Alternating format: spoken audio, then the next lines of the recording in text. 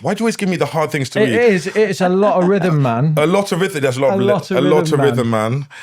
A lot of rhythm, man says, what is the best and most effective way to claim the additional higher rate tax relief?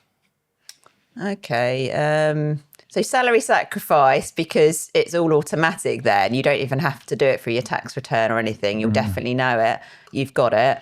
Otherwise, I mean, it really depends. It depends if you end up doing tax return, you can do it through that. But if you don't want to wait, because a tax return's like waiting for ages, isn't it, after the end of tax year, you could just write to HMRC and say, I paid this much through this type of pension scheme and I think I'm owed a tax rebate. And usually you'll get that, they sometimes even send a check out. Or just write them a letter.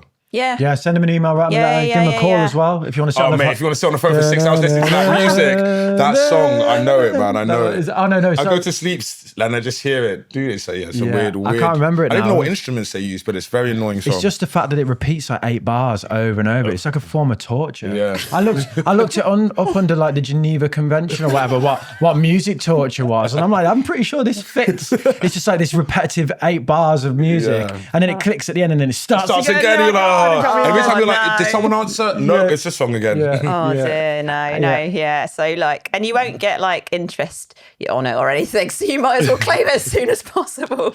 Yeah, and they also cut the phone line at an hour and 10 minutes. They? Yeah, Hey, if you get to an hour and 10 minutes, just cut you off. Like, thanks for your time. Yeah, but they don't. They say like those people hung up. But they hang up on you. Cheeky. Yeah, just like 50% of all calls in a certain period, they just disconnect. And then you get through to someone and they just shout at you.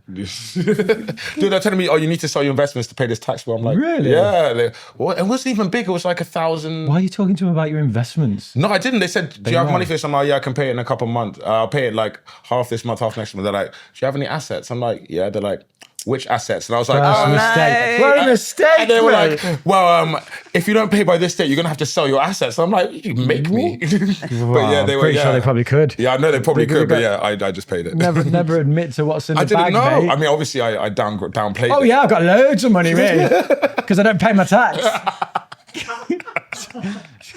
Like, what are you on? Oh, dude. I've got some money. I said that we'll have that. And I'm like, no, you won't.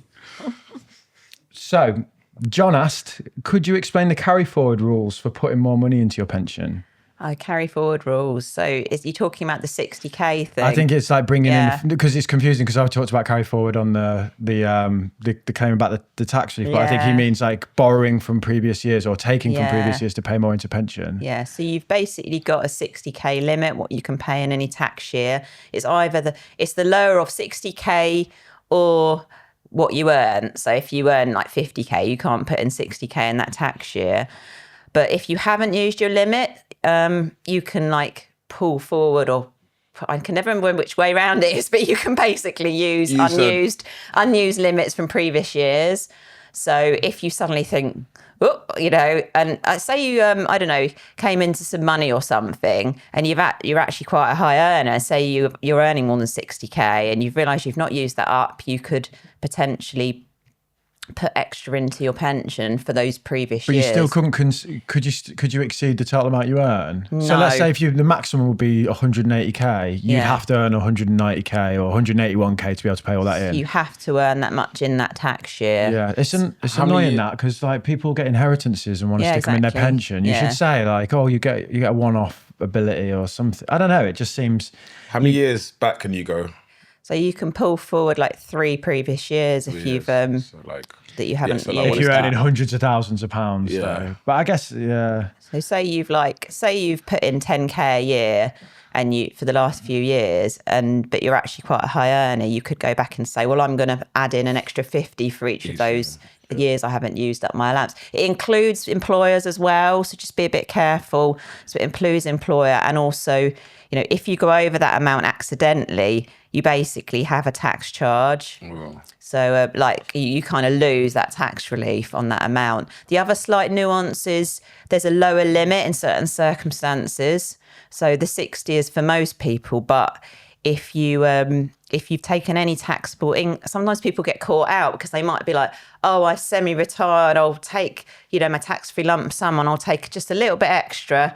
And then like once you've dipped into and taken any taxable income, you trigger a lower allowance of 10K. The money purchase on your allowance. That's the one. Yeah. And so you just watch out for that if you're getting near retirement and you kind of like, you're thinking, oh, I might go consultant or something. Like if you have a year out and you take taxable income, you'll have a lower limit. Is that 10 grand at the minute? Yeah. So, and the danger. Quite small. Yeah. That's a maximum. That's a maximum you can put in. Including your employer. So you might yeah. even lose out on employer contributions potentially. If People you've got might think into it's not, but at that age as well, that's the time where you probably want to be firing money into your pension. Yeah, and exactly. You hamper your sort of ability to do it. It'd be a shame. You could be like, take a year out of 50, travel the world, dip into your pension, and then you're like, I've really messed up. Is that your limit forever? Like, yeah. 10 grand for the rest of your life. Paying each year. Yeah, that's year, a maximum. each year. 60 Yeah, that's a It used to be maximum. lower. It used to be lower than that. It used to be 4. Yeah. But that's really important to know that rule because it's an absolute bummer if you trigger it accidentally. Is there no like 30-day go back? Oh, I'm sorry. Here's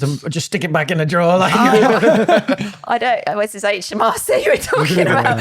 I haven't heard there's not as far as I know. or just like a pop-up box that goes, "Are you sure?" Like, do you know what I mean? Like, surely there's well, your providers should be flagging it, but no, it's basically on you to know with tax quite often. Why there's so tricky tax? I know. If you've got an accountant, they can do it for you. If they make the mistake, are you still stuck in that 10 grand? Yeah, at a time when you really want to be going ham on the pension contributions. I've had people in like some of the communities I'm in say like, "Oh, I made that mistake, and now I'm kind of stuck." They tend to shift to ISAs and stuff, but they're not getting the tax relief benefits and. So actually, I said 50, didn't I? Reality, you can't take it out at 50, of course. You could 55's the limit, but that's going up to 57. But still, you could easily end up, dipping in and out of work in your late 50s and into your 60s, couldn't you? Yeah. Oh yeah, well that's the plan. I've had to be dipping in and out of work from next month. Chilling on cruise ships. That was a clip from our chat with Alice Guy. It's all about pensions. To watch a full episode, click right here.